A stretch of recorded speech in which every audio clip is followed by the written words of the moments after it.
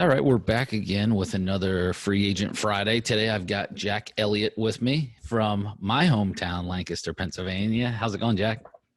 It's going well, Andrew. How are you? Good, good. Well, let's just jump right into it. Let's start with school. You're from Lancaster County, Pennsylvania. Where'd you go off to college, and what is your degree in? Sure. So I went up to Penn State State College, and I got a degree in recreation park and tourism management. When you were going to school, what was kind of your ideal job? Like, what were you looking for when you got out of school? Yeah, so I kind of went in that recreation park and tourism management is kind of the closest thing that Penn State offered to a sports management. And my idea going in was looking towards like stadium operations. So I kind of wanted to be behind the scenes.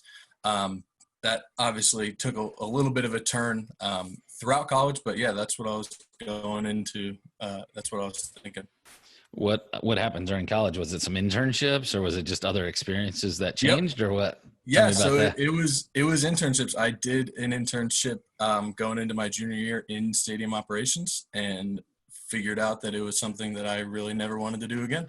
Yeah, I see these guys working their butts off, man. They're Oh yeah, just they're dirty all the time. They're sweating. I'm like, man, I can't do that manual labor anymore. They work exactly. hard. They work It's hard. something that if you're good at it, Yeah. I give you all the credit in the world. Good for you, but it's just not for me. So, did you have any other internships besides the ops one? So I did that over the summer before my junior year, and then for a major requirement, we had to do a semester-long internship.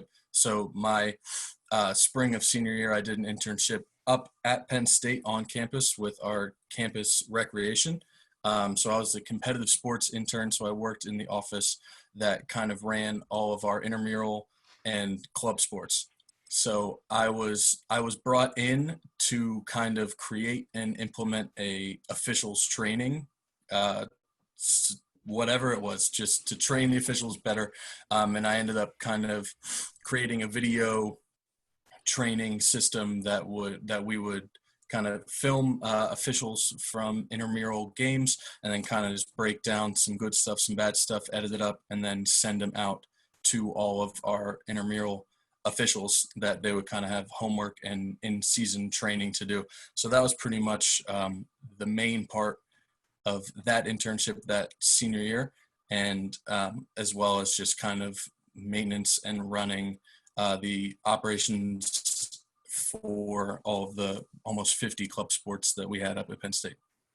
So, how about after those internships, or at what point did you decide, look, I want to be in the sports, business at some level?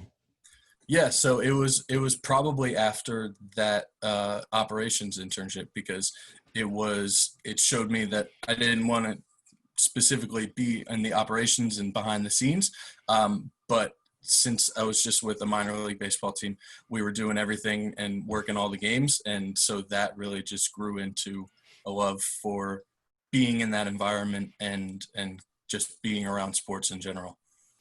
So, what was your first role out of college in? So right after graduation, I started with the Lancaster Barnstormers as a group salesman. So we kind of split our sales staff down the middle, half focused on season tickets and my half focused on the group sales. So we were working with businesses, just trying to sell our suites, our hospitality areas like a picnic area and that kind of stuff, but also just get larger groups out into our bowl seating. What size groups did you work with while you were there? We pretty much just defined a group as bigger than 20. So I'm trying to think. My biggest group was probably a little over 100 to 150 that we had just down in our bowl seating. But yeah, sky was the limit. Like we had a picnic area that could fit up to 500 people out there. So it was pretty much just as many people want to come, we'll figure it out. While you were selling groups, did you also sell like suites or other like premium and hospitality areas as well? Yep. Yep. So that was pretty much our main focus. We had suites that ranged from fitting 25 people up to 200.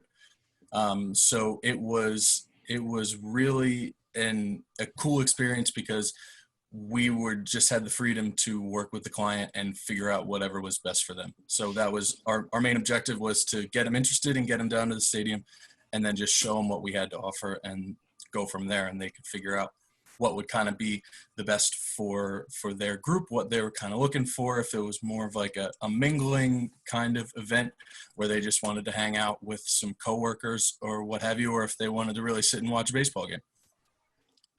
Did you guys do any, or you personally do any like non-baseball events at the ballpark, as far as, from a sales or marketing standpoint for yourself? Absolutely.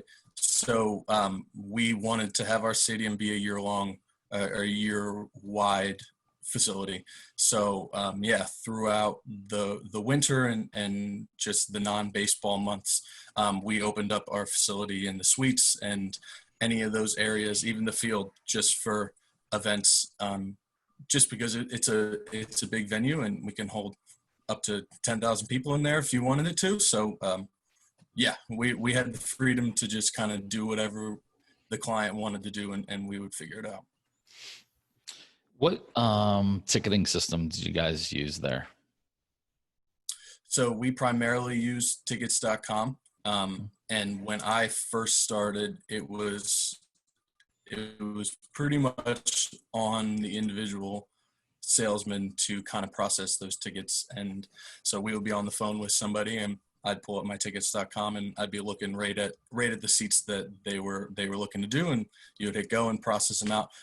Towards the end, we had more of a box office role that was kind of figuring that stuff out. But yeah, tickets.com was kind of our primary system. So how familiar are you with tickets.com then? I mean, would you say you're an expert at it? Are you intermediate? Yeah, expert would be kind of a stretch. I would say intermediate. I had to know what I had to know to kind of process just a large group sale down to 2 or 3 tickets at a pop. We would have shifts that we would go out to the box office pregame and help process walk-up tickets. So I would say an intermediate I've had some training in it, so I can kind of figure it out. At least comfortable processing orders and looking up accounts and definitely that fun stuff. How about I think you mentioned before group Maddux. Mm-hmm. How did that work for you? So group Maddux, I really enjoyed using. I just thought it was a cool way to get groups involved and make it an easier process for them, that they could just go on to this website and pick where they wanted to sit. So I really utilized that a lot, just making a page for a group and just sending them a link. When everything happened with the pandemic and everything, we were kind of switching systems with that. So we were switching from group Maddux to Fivo. If you're familiar with Fivo. So we were getting ready to, we actually had somebody coming out to train us on using that system. So I never really got to use Fivo, but I was excited about it because it seemed like it was definitely it was the same idea, but just took that link and easiness of group Maddux just a step further. Yeah. I haven't used the other one, but I've looked at some demos and it definitely looks enhanced. Definitely. And then CRM wise. Yep. So we used Score CRM, and we had a pretty big sales staff. So the CRM usage was very emphasized, and just make sure before you're calling anybody or putting anybody on a list that you're looking up in the CRM to see if anybody had called them. We had kind of a rule of 60 days. So if somebody had contacted somebody else within 60 days, they're kind of off limits. But yeah, we would use the CRM all day, every day, logging pretty much any contact that we had with a client. Did you guys do ticket contracts through there too, or just more for your, following up and making sure you guys were on the same page on the clients? It was more for following up. Okay. We didn't really use the CRM as much as I think it was kind of built to be used. There was definitely a lot of features that we didn't really use, and we were starting to log more sales and stuff in there. But yeah, contracts were kind of just written up off of a template and used outside of the system. Yeah. Gotcha. So you got laid off through due to COVID. What is kind of your ideal, landing spot? What type of position? Any specific region or area important?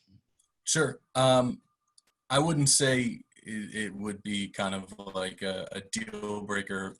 Looking to try to stay like East Coast, Mid-East kind of region. But yeah, just I would love to stay in sports and just kind of have a sales marketing type position where I can kind of connect with clients and create events and create just memories and situations where people can come out to a venue and just have a great time. What is kind of some of the biggest assets that you can bring to the table to a new position? Sure. Definitely just, I'm a passionate guy. I like to kind of dive headfirst into whatever event we're coming up with, whatever project we're doing. I just kind of go all in. But I'm also somebody that is very willing to learn and grow. Talking back to that internship at Penn State, I was kind of just given a task and given a goal to accomplish and said, here's 3 months, figure it out. And I enjoyed that. I enjoyed kind of having to figure it out and just learn from what I was doing and continue to grow and get to whatever goal or objective that would be. So yeah, I'm definitely somebody that wants to learn and wants to figure out as much as I can in the sports world.